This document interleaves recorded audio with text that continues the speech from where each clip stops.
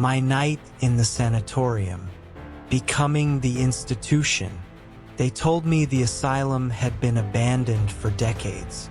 The gates rusted shut, the windows shattered, the walls strangled by ivy.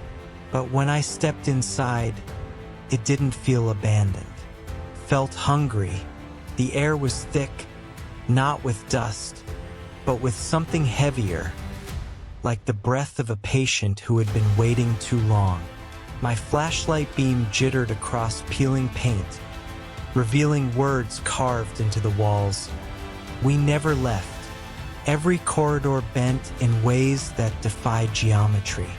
I swear I walked in circles, yet each turn revealed rooms I hadn't seen before. Beds bolted to the floor, straps still stained, mirrors cracked, but when I looked into them, my reflection wasn't alone.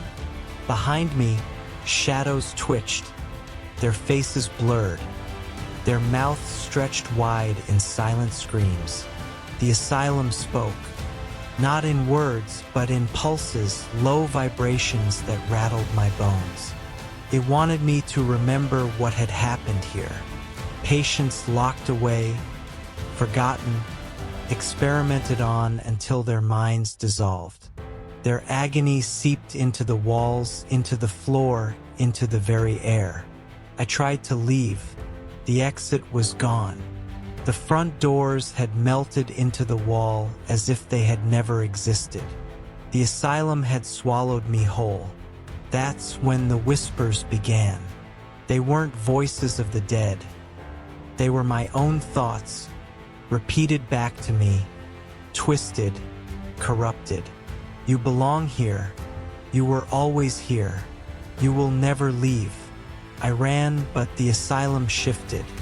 Hallways stretched endlessly, doors slammed shut. Staircases led downward into black pits. My flashlight flickered, and in that brief darkness, I saw them, the patients.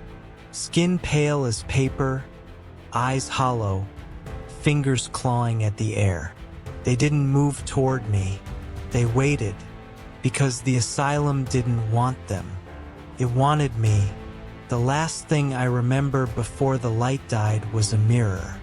My reflection strapped to a bed, screaming silently as the straps tightened. When the flashlight blinked back on, the bed was empty, but the straps were warm. And now, when I close my eyes, I hear the asylum breathing, waiting, whispering.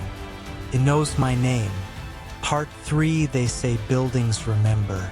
But this asylum doesn't just remember, it relives. Long before the ivy strangled its walls, before the windows shattered, before the patients were forgotten, the asylum was a place of progress. At least that's what the doctors called it. They believed madness was a disease that could be cut out, burned away, reshaped. The experiments began: small sensory deprivation, endless isolation. But the asylum demanded more. It was built on land that had already been cursed, a burial ground where silence was never meant to rest. The walls absorbed every scream, every sob, every plea.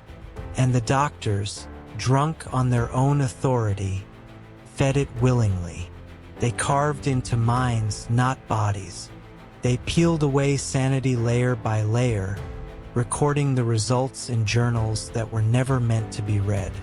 Patients were stripped of identity, reduced to raw fear.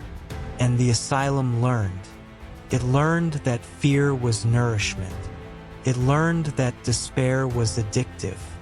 When the final doctor died, alone, strapped to his own bed, the asylum did not collapse. It awoke.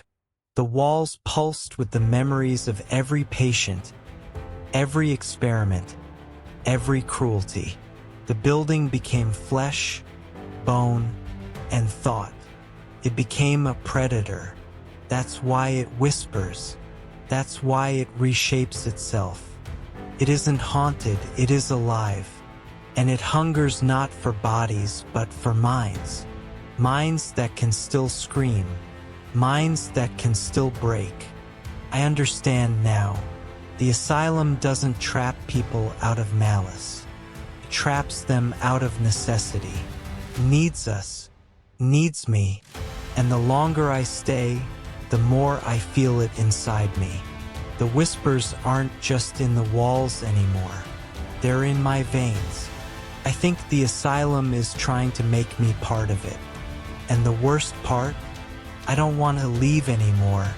Final part 1. Don't know how long I've been here.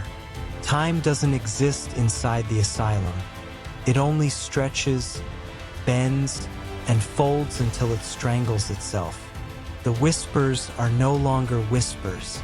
They are my thoughts.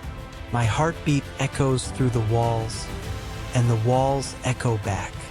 I can't tell where I end and the asylum begins. I tried to fight it. I clawed at the walls, tore at the straps, screamed until my throat bled. But the asylum doesn't need my body. It needs my mind. And my mind is tired. The patients watch me, their hollow eyes filled with relief. They know what's happening. They've seen it before. They've become it before. One by one, they fade into the walls, their faces stretching across the plaster, their voices joining the chorus. And now it's my turn. The mirror shows me what I am becoming. My skin is cracking, peeling away into the paint. My veins are crawling outward, rooting into the floor. My mouth is wide, but the scream is silent. The asylum doesn't want sound.